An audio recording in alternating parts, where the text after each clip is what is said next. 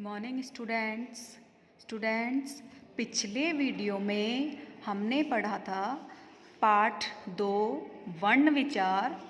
इसमें हमने पढ़ा था वर्ण क्या है और वर्ण क्या है। वर्ण भाषा की सबसे छोटी इकाई है, मतलब कि ध्वनि की जो भी हम बोलते हैं उसका सबसे जो छोटा रूप है वह वर्ण है। पिछले वीडियो में हमने समझा। उसके बाद हमने समझा कि जब हम वर्णों को जैसे आ ई क ख ग घ ये सब क्या है वर्ण, लेकिन जब हम इन सबको एक व्यवस्थित समूह में लिखते हैं, मतलब कि कैसे लिखते हैं, देखिए इस बॉक्स में बना हुआ है ना आ ई ऊ लाइन वाइज लिखा हुआ है। इसके बाद में क ख ग सब कुछ एक के बाद एक नंबर से लिखा हुआ है।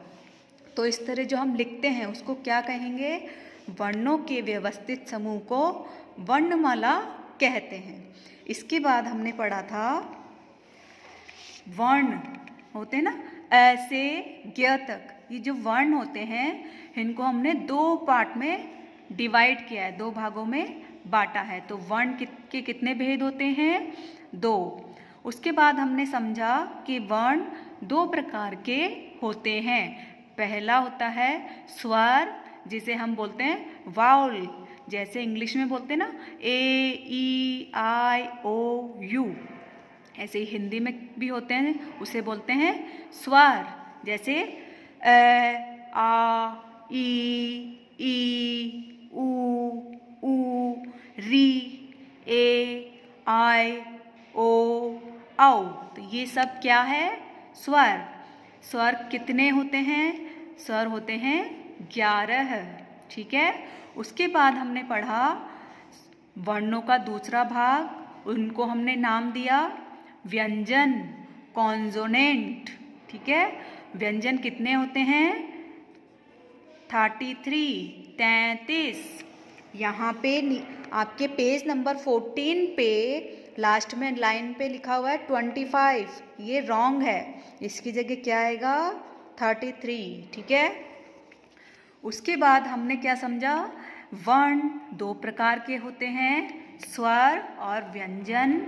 स्वर 11 होते हैं, व्यंजन 33।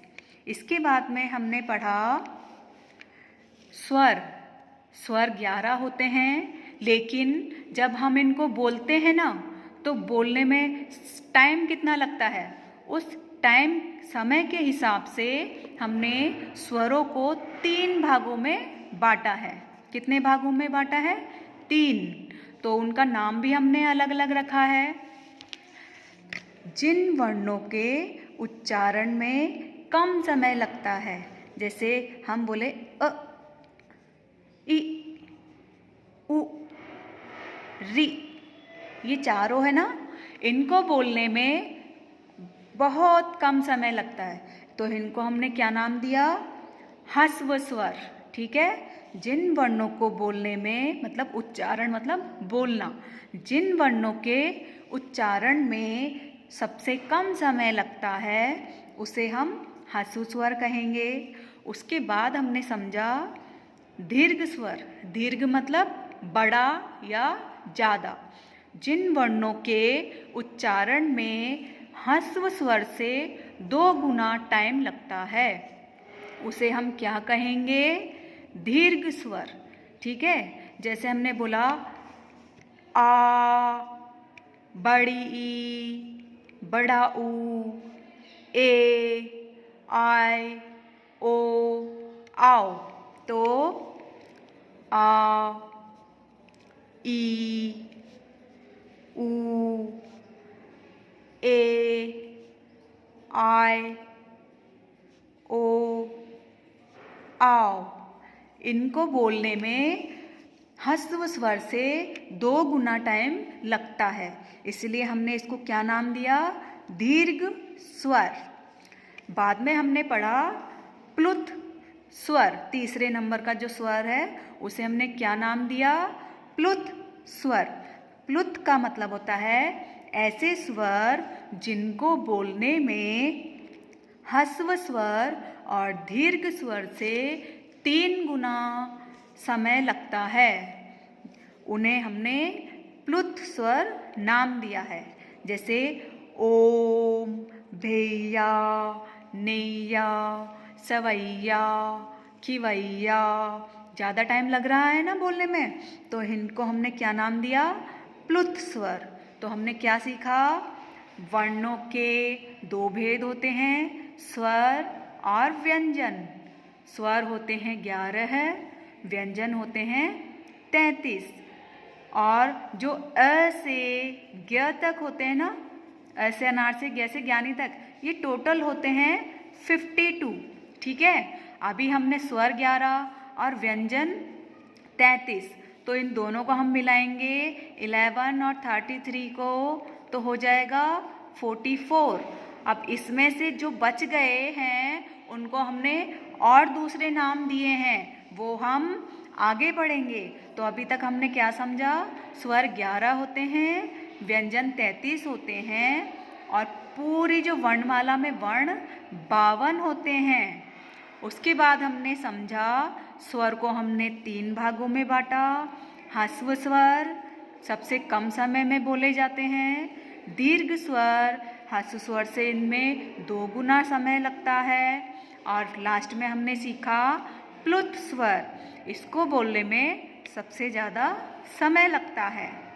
तो स्वरों को 3 भागों में हमने बांटा, ह्रस्व स्वर, दीर्घ स्वर, प्लुत स्वर। आगे हम पढ़ रहे हैं,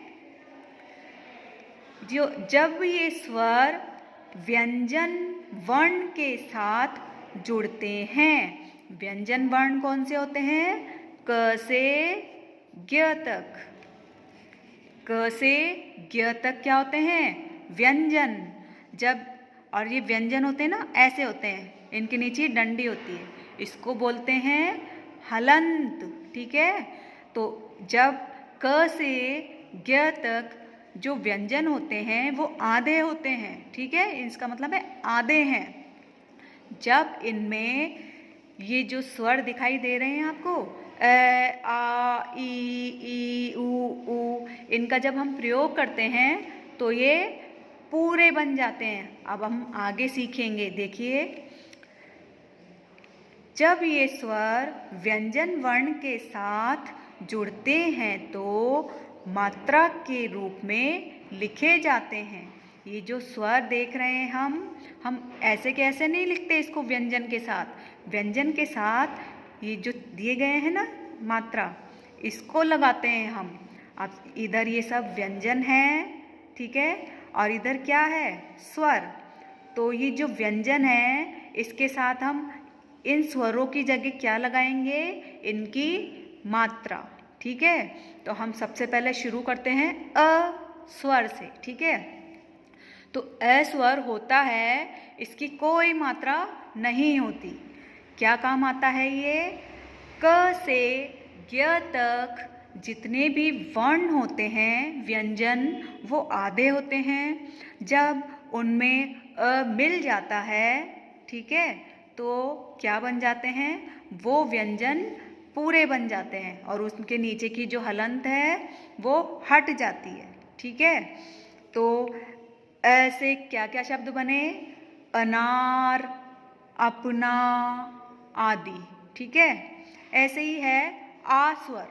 अब आ की मात्रा होती है ऐसे खड़ी पाई, मतलब सीधी लाइन। ठीक है, क व्यंजन है, इसमें हम आ की मात्रा जोड़ देंगे तो क्या बन जाएगा? का। का से काम, कार। ठीक है, ऐसे ही क के अलावा ख से, ख में हमने आ की मात्रा लगा दी, खा, खाना। ठीक है, ग में लगाई ग, ग में आ की मात्रा लगी गा, गाना। ठीक है, फिर घ, घ में आ की मात्रा लगी घा, क्या बन गया? घास। तो क से कबूतर से लेके ज्ञ से ज्ञानी तक हम आ की मात्रा लगा के नए नए शब्द बना सकते हैं। ठीक है, ऐसे ही नेक्स्ट है ई, छोटी ई। छोटी ई की मात्रा किसी भी वर्ण के बाएं तरफ मतलब कि उल्टे तरफ लगाई जाती है। देखिए जैसे क है, क में हमने ई जोड़ा तो क्या बन गया कि। क पे छोटी की मात्रा कि। ऐसे ही ख में ई मिलाया तो खी, ग में ई मिला तो गी।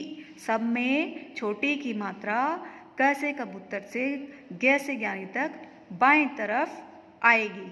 अब की से हमने क्या शब्द बनाए, किसान, किताब, ठीक है। इसी तरह आगे हम पढ़ रहे हैं बड़ी ई, ठीक है।